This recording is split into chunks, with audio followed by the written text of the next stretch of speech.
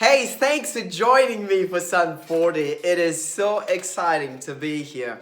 It is so exciting to bring this psalm, and I love everything that we've been learning through the journey of going through Psalms. But let's look at Psalm 40 today. This psalm is divided in two parts.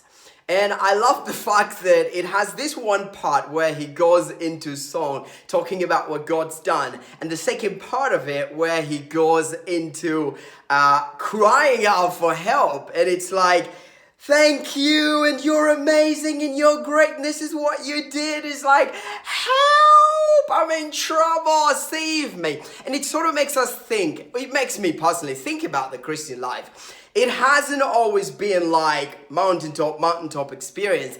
It's been, quite frankly, up and down, and need faith for that, and need faith for this. And it is life. It is what it is. You have those moments when you're up and you're feeling great and it's awesome, and you have the next moment you have no idea how that changed. But let's look at this first part. I waited patiently for the Lord. He inclined to me and heard my cry. He is praising.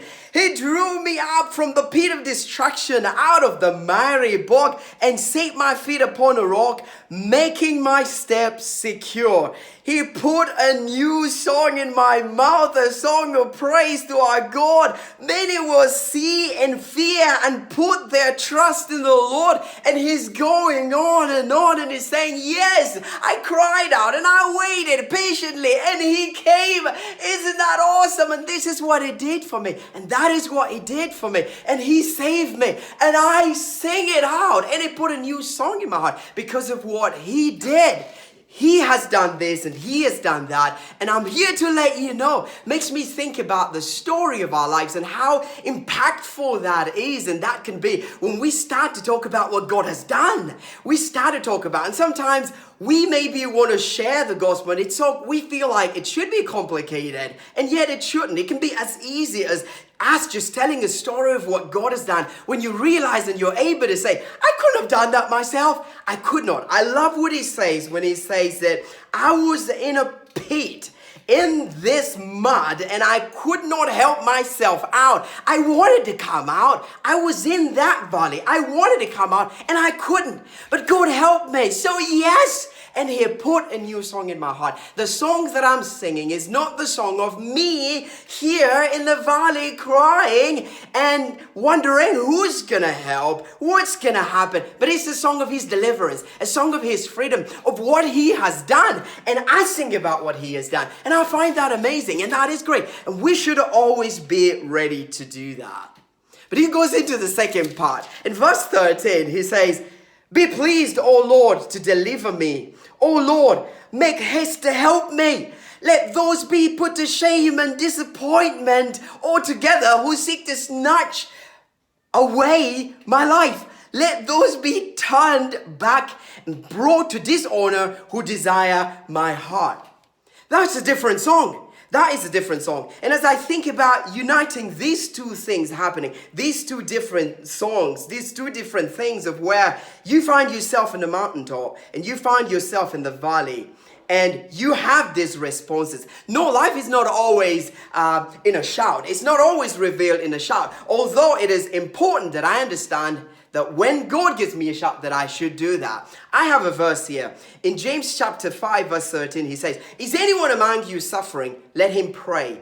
Is anyone cheerful? Let him sing praises. So, depending on where you are, there is a response that you can take. There is a response that I can take. Now, I remember in my own life, a time when I was waiting upon God for around 7 to 8 years, and I was going through a hard time, a really hard time. And many of you will relate to being in a season where things are difficult, and it doesn't even have to be your fault, but things happen because it's the world that we are in. And in that time, one thing that I remember that was really comforting to me is seeking God and praying and waiting and having this reply of where God comes to me and he says, I am with you. I am with you. Now that makes a difference. It really makes a difference with what you are going through, with what you might be enduring or suffering, that God comes and he is with us. But why does he come to be with us? It makes me think about the fact that our world fell in a great mess when we sinned against God and we were separated from God. And things were not good. But I am so grateful that our God is not a God who stays away from us. Our God is a God who came to us through Jesus Christ and came to be with us. And the reason that He came to be with us is so that He can rescue us, so that He can save us. And I am so grateful for that. I'm grateful for that. So if you're finding yourself in a really hard patch right now, if you're finding yourself in a really hard season right now, I want to encourage you to know that with God being with you makes the difference. And He is there to help. And He's there to lift you up. And my prayer is that you will begin to rise as God pulls you out of that pit. That you will begin to rise and come way up here and be able to sing the song. But until that happens, or as you are waiting and expecting for that to happen, I will encourage you to lift up your eyes. Lift up your eyes to Him and know that He is the one who comes to bring freedom. He is the one who comes to bring deliverance. I love these words from Peter when he said to Jesus, Jesus asked them, are you also going to go with the rest? Because some disciples had left. They didn't like what Jesus was saying.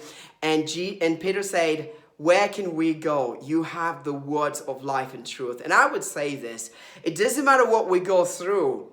Where can we go? Where should we go? We cannot go anywhere to find help. We can only lift our eyes. We can only lift our eyes to God and say, our help comes from you. And have this hope that He will pull us out of this miry clay. That He will pull us out of this season. So hey, I want to encourage you as you go on. Even as you head into the weekend, I want to encourage you to continue holding on. To continue having faith in God. Continue praying. Continue seeking God. Because God is a great helper. I wish you a great weekend. Join us tomorrow for Psalm 41.